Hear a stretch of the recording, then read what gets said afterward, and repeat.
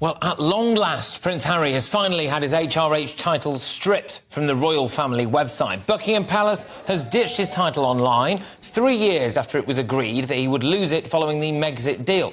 It took nearly as long as Brexit to enforce that, didn't it? This latest blow comes as Harry and Meghan see a slump in their popularity polls, although he's big in Japan. Harry's been in Japan and he's all smiles on his own. In fact, he said that he'd happily live there if they'd have him. I would personally like to ask the Japanese consulate if they would accept Prince Harry and therefore maybe block him from ever coming back here. But joining me now is royal broadcaster and commentator Rafe Heydel-Mankoo. Rafe, why has it taken so long for the royal family to strip Harry's HRH titles from their website?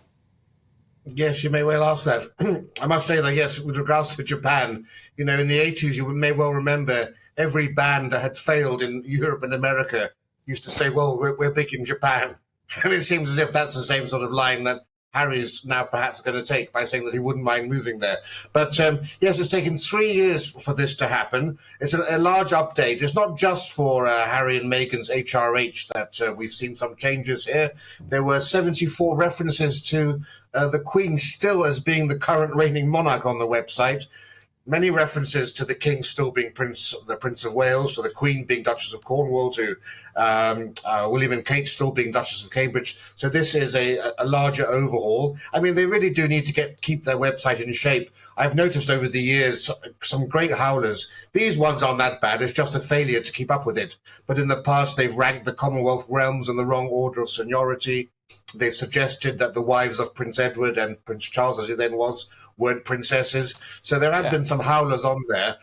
So these aren't that bad, but yes, finally updated. And I suppose Meghan will be slightly peeved by all of this because I'm sure the fact that the official website of the royal family was still styling her as HRH must have given her some comfort and probably caused some confusion in California, where event organizers would have been looking to the website for guidance and perhaps have been calling her HRH for longer than she should have been. Yes, and I very much doubt that she ever corrected them, of course. But should Meghan and Harry now stop calling themselves the Duke and Duchess of Sussex? How does this work then? Because, you know, they're not really, are they, anymore? But that's what they're dining out on. So just explain that to idiots like me.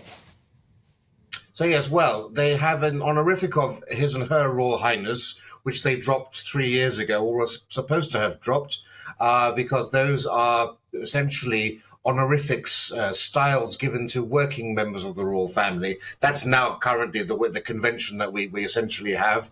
To change them officially, to strip them of them, would require the king now to issue new letters patent or to make a formal declaration. Rather than embarrass them so publicly, he's very kindly just suggested that they don't use them, and they had agreed to that. Now, whether we'll see a formal stripping of those HRHs should they decide to launch any more attacks on the monarchy or behave inappropriately further, that remains to be seen. But in terms of their titles of Duke and Duchess of Sussex, unfortunately, the king has no power over that. It would require an act of parliament to strip them of those titles. And given the mess that we're in with migrants and everything else, I don't think there'll be much patience to dedicate parliamentary time to that issue.